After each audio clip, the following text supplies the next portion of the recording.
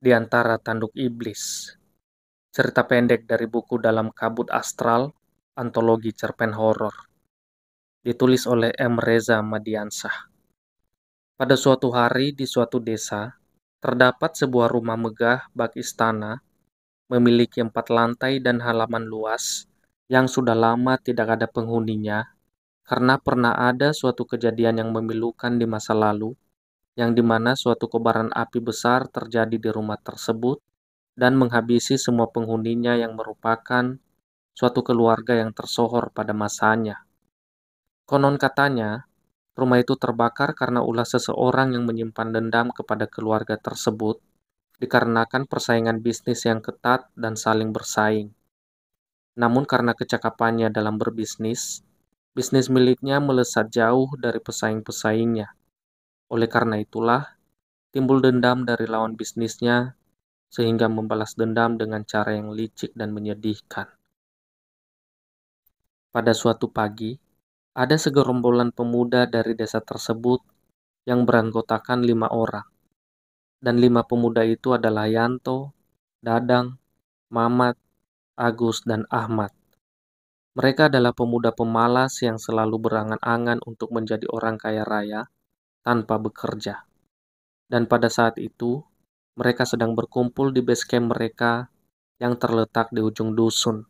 Mereka datang dan mengobrol seperti biasa. "Mat, kapan ya kita bisa jadi orang kaya? Kan enak tuh, tinggal duduk goyang-goyang kaki, duit yang datang nyamperin dan kita tinggal tanda tangan aja." Agus menumpahkan isi impiannya. "Iya ya, saya lihat di TV enak banget jadi orang kaya.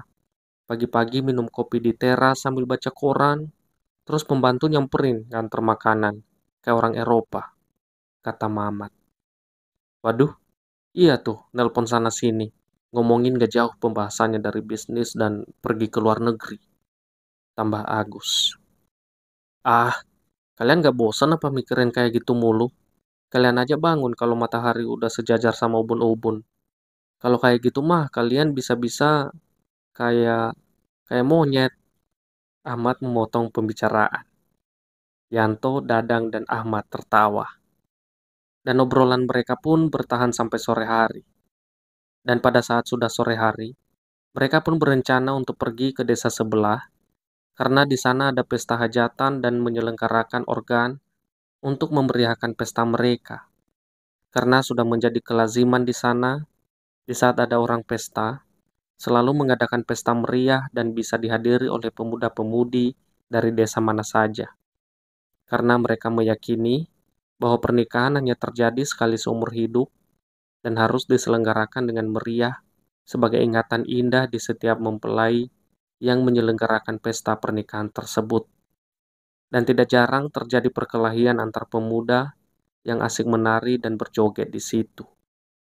"Bro, di desa sebelah ada pesta nih nanti malam. Nyamperin yuk?"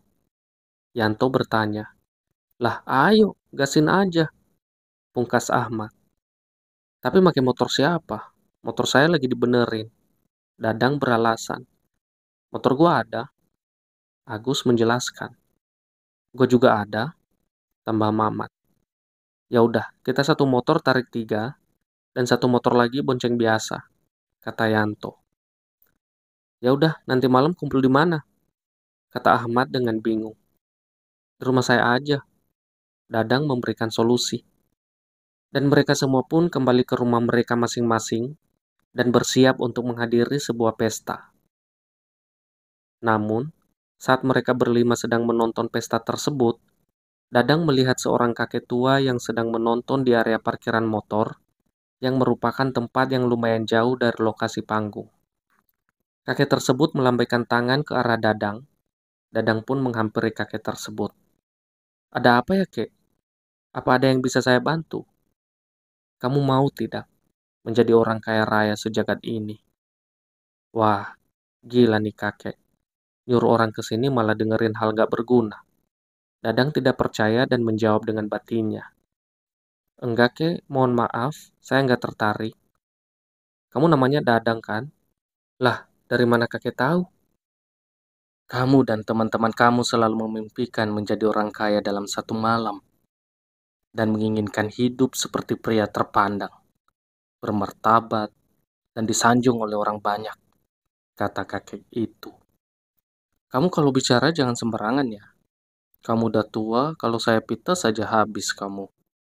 Dadang pun menaikkan suaranya dengan amarah. Kalau kamu mau impian kamu dan teman-teman kamu terwujud, maka temui saya di jembatan ujung desa besok malam dan bawa temanmu itu. Tapi kek, ketika Dadang kembali menoleh kakek tersebut, dia menghilang tanpa jejak dan suara sedikit pun.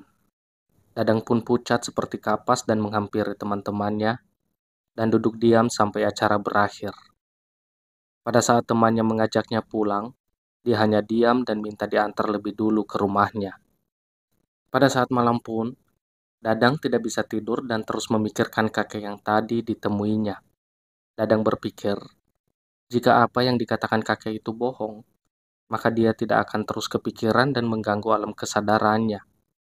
Pada akhirnya, jam menunjukkan pukul 4.30, yang dimana waktu tersebut sudah memasuki waktu subuh, dan Dadang pun baru bisa tertidur. Pada siang harinya, Dadang pun mengajak seluruh temannya datang ke rumahnya untuk menyampaikan kejadian yang telah dialami tadi malam. Saya tadi malam ketemu kakek misterius banget. Dia mengatakan kalau dia sering dengar kita ngobrol masalah pengen kaya dan terpandang. Saya disuruh, kalau kita mau, kita temui dia malam ini di jembatan ujung dusun. Ah, yang benar aja kamu, kata Mamat. Iya, sumpah, saya nggak bohong. Dadang menjawab. Ah, udah, nggak usah didengerin. Omongan orang sableng aja didengerin. Agus memotong. Emang orangnya kayak gimana, Dang? Ahmad penasaran. Dia orangnya kakek-kakek, udah sepuh, tapi masih tegap. Berambut penuh uban, tidak tinggi dan tidak pendek. Dadang menjelaskan. Kalian mau? Yanto menengahi. Ya, kalian percaya nggak? Dadang kembali bertanya. Kalau kalian mau, ya udah ayo. Siapa tahu kayak beneran, kata Ahmad. Dan singkat cerita, mereka pun pergi menuju perbatasan dusun tersebut dan ditemuilah kakek tersebut tengah berdiri di samping jembatan dengan tongkat yang tampaknya sudah seperti umur kakek tersebut, namun masih berkilau dan terlihat sangat terawat. Kakek itu pun menanyakan kepada mereka perihal pembicaraan dia dengan Dadang dengan nada angkuh dan menaikkan kepalanya. Kakek berbicara, apakah kalian siap untuk menjalani ini? Mereka pun saling melihat satu sama lain dengan mata terbelalak, terkejut, dan tidak percaya. Mereka saling pandang dalam waktu yang cukup lama. Akhirnya mereka pun seperti sudah mengetahui bahwa hal yang dimaksud oleh kakek ini adalah ritual pesugihan dan mereka setuju dengan mengangguk. Karena mereka menemukan cara untuk mewujudkan mimpi mereka dengan cara praktis dan tidak menguras tenaga dan pikiran mereka. Namun, kejadian yang akan dilalui mereka adalah neraka dunia yang sangat kejam dan tidak menyediakan kata ampun sedikit pun di dalamnya. Setelah menerima semua yang diperlukan, mereka pun pergi ke tempat yang ditunjukkan oleh kakek tersebut, yang merupakan rumah tempat di mana kebakaran dahsyat itu terjadi, yang menewaskan semua anggota keluarga di rumah tersebut. Setelah mereka memasuki rumah tersebut, mereka menemukan tempat seperti altar. Ini nih tempatnya yang dimaksud kakek tadi, celetuk Dadang. Iya nih kayaknya. Ya udah, taruh aja di sini sesajennya, sahut Yanto sambil meletakkan semua sajennya di atas altar tersebut. Dan mereka pun segera melaksanakan ritual. Pada awalnya, ritual berjalan lancar hingga tiba pada satu saat, Mamat tidak mampu menutupi ketakutannya karena mendengar suara-suara yang memanggil-manggil dan sayup, menyuruhnya untuk menghantamkan batu ke kepalanya sendiri. Kemudian ia berteriak dan menendang semua sesajen yang telah ditata sebelumnya. Teman-temannya terkejut dan menjadi pucat. Mereka kembali saling berpandangan dengan tidak percaya bahwa neraka tersebut telah terbuka untuk menyambut mereka berlima. Mat, kamu udah gila ya? Agus dengan geram berkata kepada Mamat. Iya, kamu kenapa tiba-tiba kayak orang gila? Yanto dengan nada mencela. Tiba-tiba di tengah pertengkaran mereka, terdengar suara gamelan yang sangat nyaring memekakan telinga. Kemudian terdengar suara menangis yang sangat memilukan hati, dan kemudian berganti ke suara lelaki yang mengerang kesakitan dan seperti meneriakan amarahnya. Mereka pun terdiam membisu. Tidak lama kemudian, mata Mamat terbelalak dan menunjuk ke salah satu sudut ruangan. Dengan terbata-bata dan perasaan takut setengah mati, dia berkata, Itu yang memanggil-manggil saya." Dan sebelum Mamat bisa menyelesaikan perkataannya, sebuah kayu meluncur dari atas dengan ujung runcing yang berantakan, menghujam kepala Mamat dan menembus dari ubun-ubun menjebol dada Mamat dan mengeluarkan jantung dan rusuknya. Mulutnya menganga, lidahnya terjulur keluar sampai bisa terjilat darah di dadanya sendiri. 4 orang temannya yang melihat kejadian tersebut jatuh dengan bersimpuh karena dengkulnya yang lemas, melihat temannya mengalami kejadian mengenaskan dengan mata kepala mereka sendiri. Mereka pun menjadi panik dan berlari, ingin meninggalkan rumah tersebut. Namun saat mereka melihat pintu keluar, mereka melihat sosok tinggi besar dengan mata yang sangat merah seperti api yang membara. Sosok tersebut meraung dengan keras sampai membuat telinga mereka sakit. Mereka pun ketakutan setengah mati dan berlari ke segala penjuru rumah untuk menyelamatkan diri mereka masing-masing dari neraka ini. Namun sayang, sosok tinggi besar tersebut berhasil menangkap Yanto. Makhluk tersebut mencengkeram kepalanya dengan kencang dan melihat Yanto dengan seksama. Makhluk itu penuh dengan bulu yang lebat, terdapat darah di mulutnya, matanya sangat merah seperti menyimpan dendam, dan memiliki taring yang sangat runcing dan panjang. Yanto hanya bisa meronta-ronta dengan pasrah. Makhluk itu tersenyum sombong kepada Yanto yang merupakan mangsanya. Dan kemudian makhluk itu melahap Yanto. Dimulai dari kepala yang digigit dengan taringnya, kemudian menariknya. Dan menarik semua organ Yanto seperti jantung, usus, dan isi perutnya. Makhluk tersebut langsung menelan semuanya. Kemudian melahap seluruh badan Yanto dengan mengoyak-ngoyaknya seperti kertas dan menelannya. Ahmad terus berlari dengan sekuat tenaga sehingga tidak menyadari bahwa dia sudah berada di lantai 3 rumah tersebut. Di ruangan itu ada sesosok hantu perempuan dengan kuku yang panjang dan tajam menghampirinya.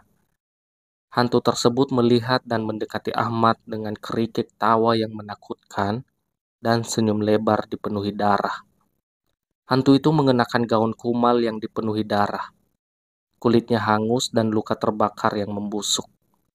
Karena Ahmad sudah ketakutan, dia melihat ada sebuah jendela dan berusaha melompat menembus jendela. Namun dia tidak menyadari bahwa di bawah ada pagar besi dengan ujung runcing menghadap ke arahnya. Kemudian Ahmad yang tidak bisa berbuat apa-apa, mati mengenaskan. Dia mati tertancap pagar besi tersebut dan tubuhnya terlipat seperti kursi lipat, serta kulitnya sobek sehingga isi perutnya tergantung sampai bawah, namun tidak jatuh. Darahnya terpancar ke segala sudut pagar tersebut. Agus hanya terdiam pasrah mengetahui teman-temannya sudah mati mengenaskan di rumah ini.